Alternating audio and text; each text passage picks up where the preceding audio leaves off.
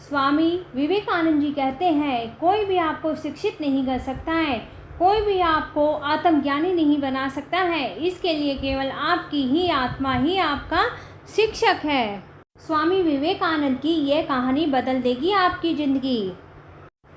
साथ ही ऐसी कई किस्से हैं जो आज भी एक सफल जीवन के लिए बहुत ही महत्वपूर्ण है।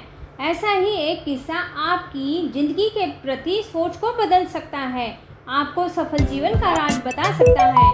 चलिए जानते हैं इस कहानी के बारे में। यह बात तब की है जब विवेकानंद अमेरिका में थे। स्वामी जी ने देखा कि बार पुल के पास खड़े कुछ लड़कों को नदी में अंडे के छिलके पर पत्थर मारने की कोशिश कर रहे हैं। वे लड़के बुरी तरह से असफल हो रहे थे, कोई भी इनमें से सफलता हासिल नहीं कर पा रहा था।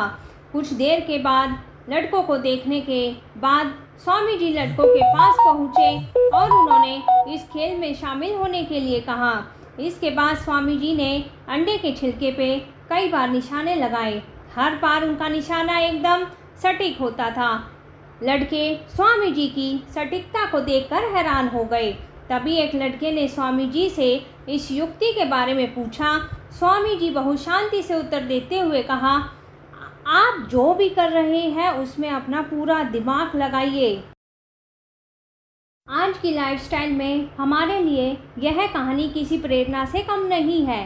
जीवन में सफलता के लिए हमें सिर्फ एक ही चीज़ पर अपना ध्यान केंद्रित करना होता है।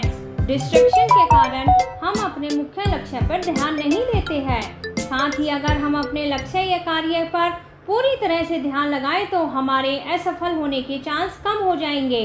उदाहरण के लिए आज किसी भी चीज़ के बारे में पढ़ने के लिए किताब से ज़्यादा लोग वीडियो देखना पसंद करते हैं।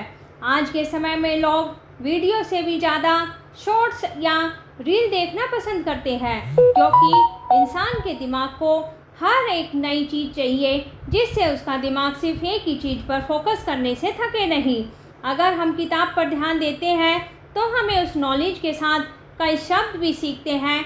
साथ ही एक चीज़ पर ध्यान देने से वे चीज़ हमें ज़्यादा अच्छे से याद रहती है। इसलिए जब उस लड़के ने स्वामी जी से पूछा तो स्वामी जी ने उत्तर देते हुए कहा कि आप जो भी कर रहे हैं उसमें अपना पूरा दिमाग लगाइए, क्योंकि कोई भी आपको शिक्षित नहीं कर सकता है, कोई भी आपको आत्मज्ञानी नहीं बना सकता है। इसके लिए केवल आपकी अपनी आत्मा ही शिक्षक है। जैसा कि उन्होंने बिल्कुल सही कहा है, हमें अपना ध्यान पूरा केंद्रित करके एक ही चीज़ पर अच्छे से लगाना चाहिए। अपने सुझाव देना ना भूलिए। धन्यवाद।